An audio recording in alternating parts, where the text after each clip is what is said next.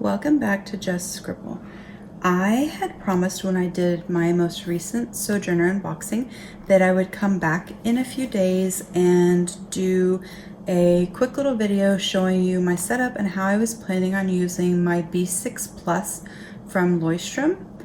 And the week kind of got away from me and I hadn't had a chance to film, and although I'm still working on some components of my setup, I did want to come on and show you guys what I'm doing and what I've found since I started using it, and let you know what I think so far. So before I show you my setup, I wanted to talk to you a little bit about the Leuchtturm B6 Plus and the size and how I like it just in general and how it compares. So the B6 Plus is a little different in concept than a B6 Slim is. And so a lot of people don't seem to know what the B6 Plus is, because we know on a B6 Slim that it's narrower than a B6, and so people are naturally thinking that the B6 Plus is then wider than a B6, and it's actually not, it's taller. So I thought I would do a little comparison and show you real quick, and then we'll do the setup. So this is a B6 Slim insert that I have from Chic Sparrow, and this is a B6, and so B6 is basically 5x7. And a B6 Slim, depending on the insert maker or the company, is 4.25 inches wide by 7 or 4.5 inches wide by 7. But you'll notice that the B6 Slim is the same height as the B6, it's just narrower. The B6 Plus is the same width but taller. And so what I noticed was I love B6 Slim. I love journaling in it. I just find it's a really good size for writing. It's not too big and it's not too small, and I don't feel overwhelmed using it or watercoloring in it or journaling in it or using it for commonplace. And aesthetically, the shape is just very pleasing to me, and more so than a B6 is.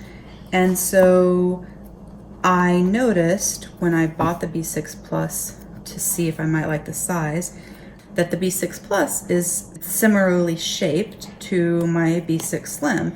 And so it's basically like the mommy of my B6 Slim. It's slightly taller and it's slightly wider, but it's still long and narrow, but not so tall and narrow as a narrow or standard, which I don't like.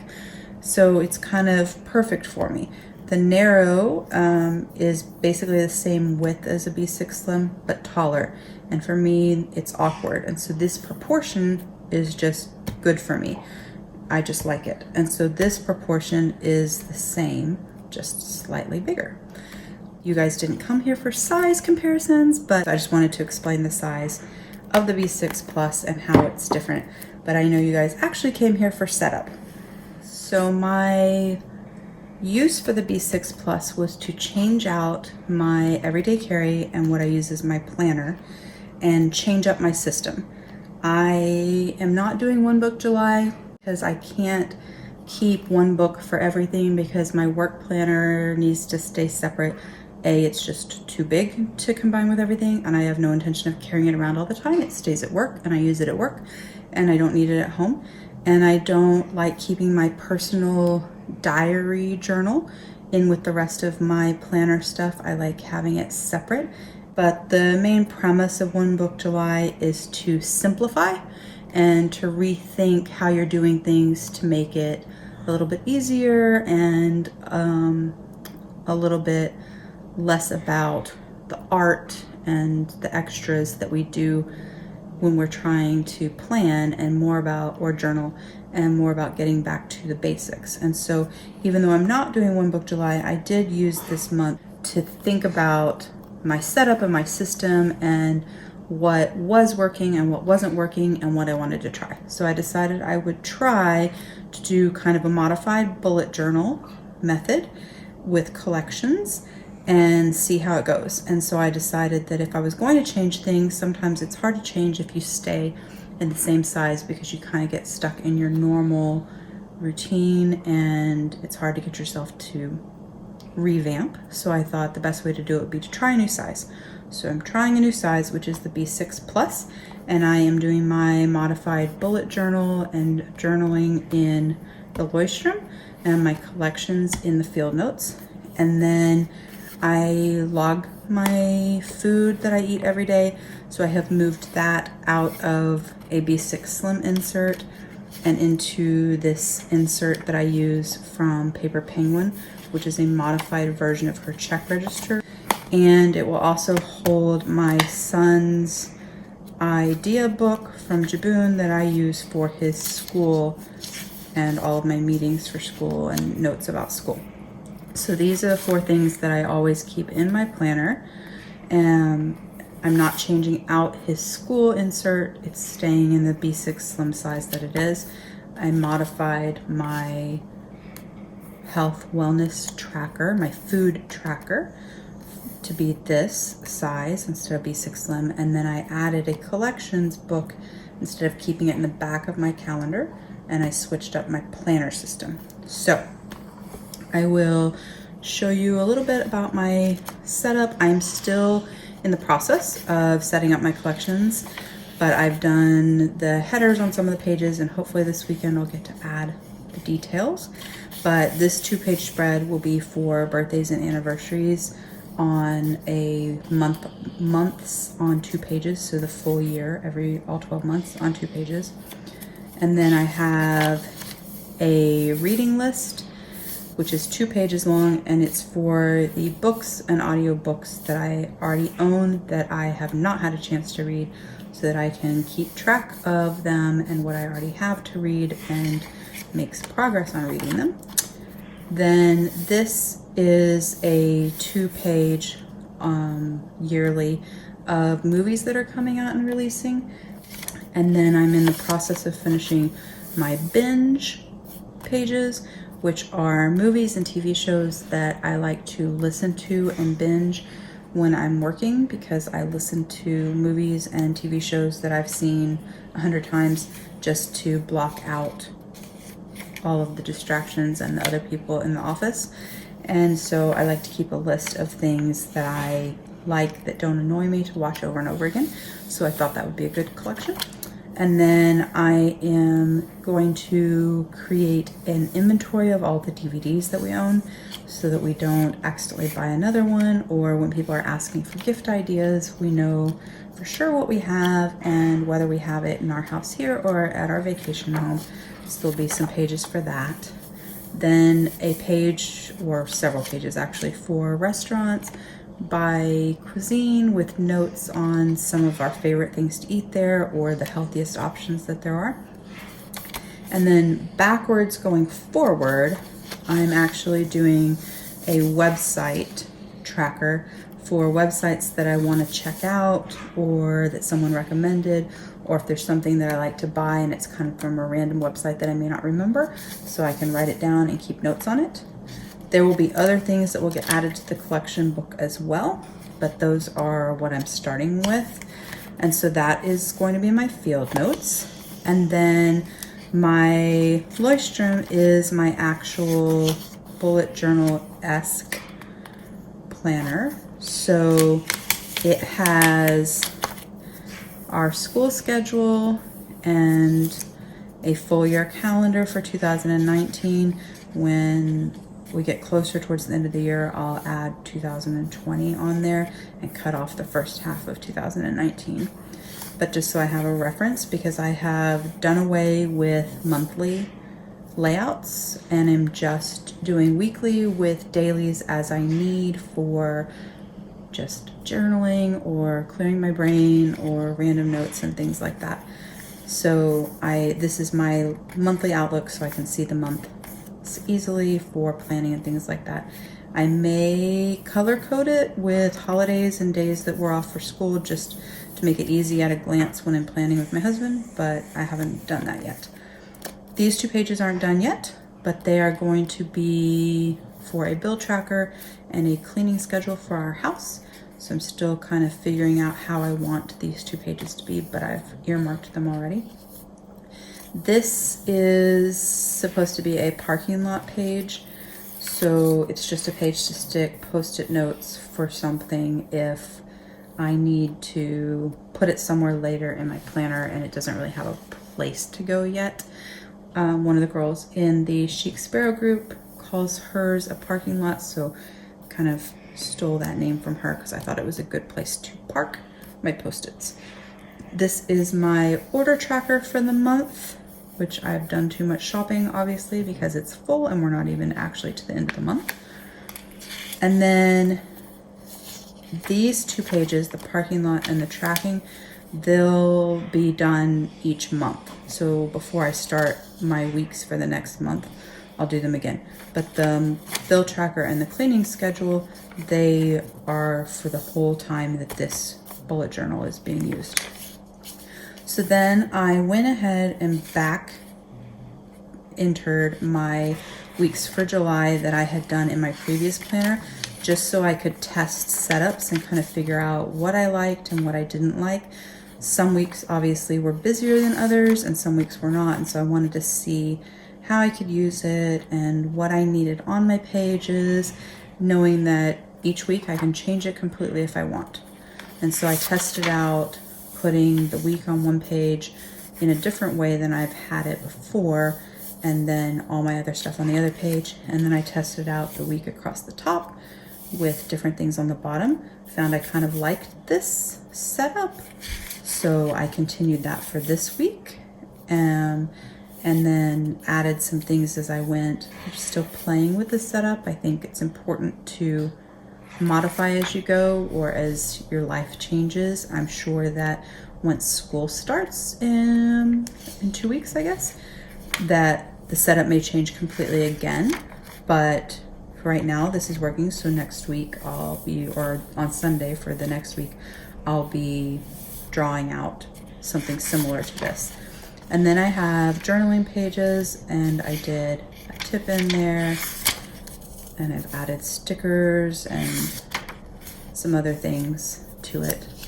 And so that is my planner setup. So I will on Sunday put my next week and leave space for all the weeks in August, because I like to have them together so that once that month is done, so this was July, then I can clip it together and I don't have to go back to it if I don't need to, as long as everything that needed to be migrated as future is moved over.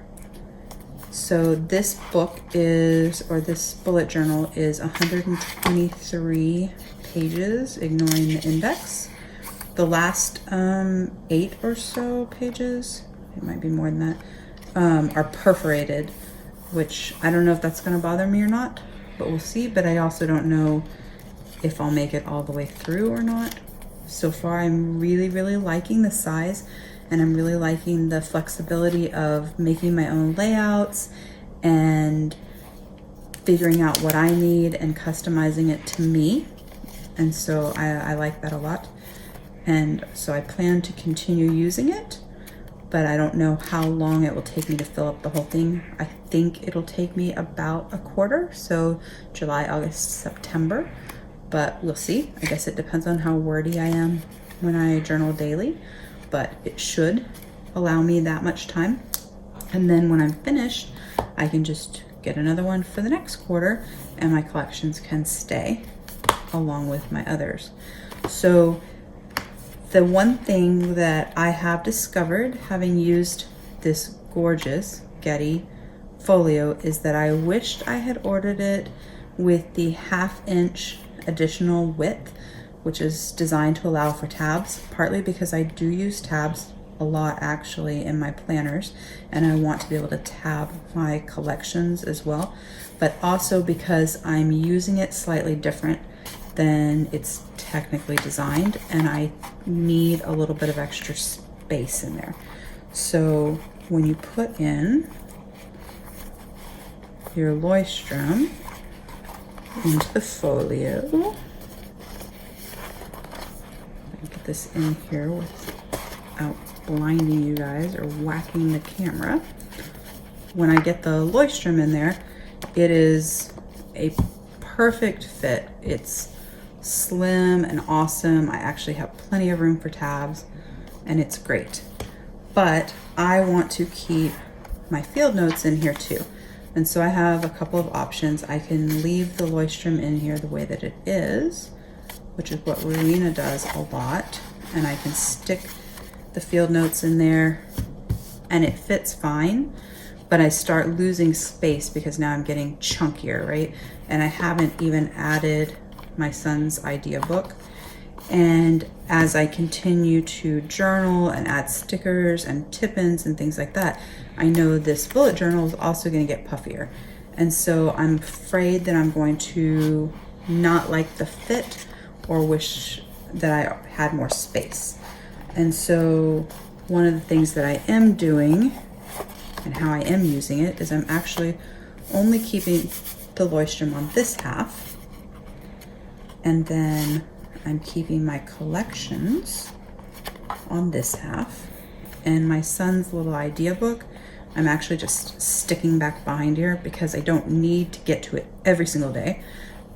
School starts in a couple weeks and I will need it for orientation and back to like meet the teacher and back to school night and all that kind of stuff.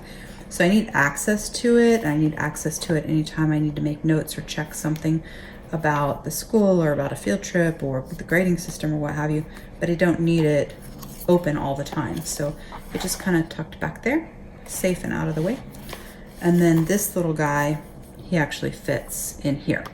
But once I add all that stuff, it starts to get even chunkier and I lose more and more space and the fit gets a little bit wonky because I've now put in things that it wasn't really intended to hold at this width. So I have actually reordered a Getty, but with the 1/2 inch extra width. So actually today I reordered a new one from Sojourner, and in about 10 business days it will ship and then I will have it and I will be changing out into that one and destashing this one so that I can have the one with the extra width. So I am not actually carrying this one now because I don't want to carry it or inadvertently scratch it or get it marked up. If I'm going to be selling it, I want the person that gets it to get it in this gorgeous condition. So temporarily, while I am waiting for my new one so I can check the width and see what I really prefer and the right fit and all that kind of stuff, temporarily I actually am going to be using my E-Class from Chic Sparrow to hold this set of stuff, because although Chic Sparrow doesn't sell anything that is designed for the B6 Plus, the E-Class is cut 1/4 of an inch taller, and so a normal traveler's notebook for B6 is cut at 7.5 inches tall to accommodate stitching and the elastics and all that kind of stuff. And the E-Class, because the pockets were designed to allow your B6 notebooks to slide in here, is cut at 7.75 inches tall. So it is tall enough to accommodate my B6 Plus that's 7.5 inches tall without it being completely flush at the top and the bottom. So there's no risk that something's going to bump up against my notebook or get in the way. And so I will actually be putting this on the elastic with these two guys, and then this guy will just tuck into a pocket. And so I will be carrying it like this on the elastics though, temporarily, so that I can continue using my new planner system and loving it and not risk messing up this beautiful piece of leather, because I am so in love with this notebook. So I can wait for the one that has the extra 1/2 inch, and I think once I have that, it will be perfect. It's not to say that my setup won't change or that I won't change something in the future, because I do change my planner system usually once or twice a year at least. But I do think with this setup, one of the benefits is I can change it without completely changing it, because I could just change how I use this. And so I can draw completely different layouts. I can scrap the weekly planner if I wanted to. Unlikely, because that's my planner thing. That's my jam. My planner piece is a weekly planner. But I could add my monthlies back in if I decided that I just can't deal with having no monthly layouts. I could do mini monthly layouts. There's a lot of options that I could do. I could add full dailies instead of partial dailies. So lots of ways that I can customize this. So that is my little video that I thought was going to be short, but ended up being kind of long because I got kind of chatty about my new setup and how I'm using the B6 Plus. I highly recommend this size if you're willing to try it out. The extra width and the extra height is working really well for me. I wouldn't be able to do this layout quite so well in B6 Slim. That extra ½ inch or to 3/4 of an inch really makes a difference in being able to draw the layouts the way that I want. And so I am really liking that, but it's not requiring me to go all the way up to an A5, which is just too big for me for an EDC. I don't like size wide, it's just too tall. Just as narrow / standard is too tall, aesthetically it just doesn't work for me. So this gives me the benefit of a wide but in a shorter version. And so far I'm really liking it. So I hope that you found this video somewhat informative, helpful.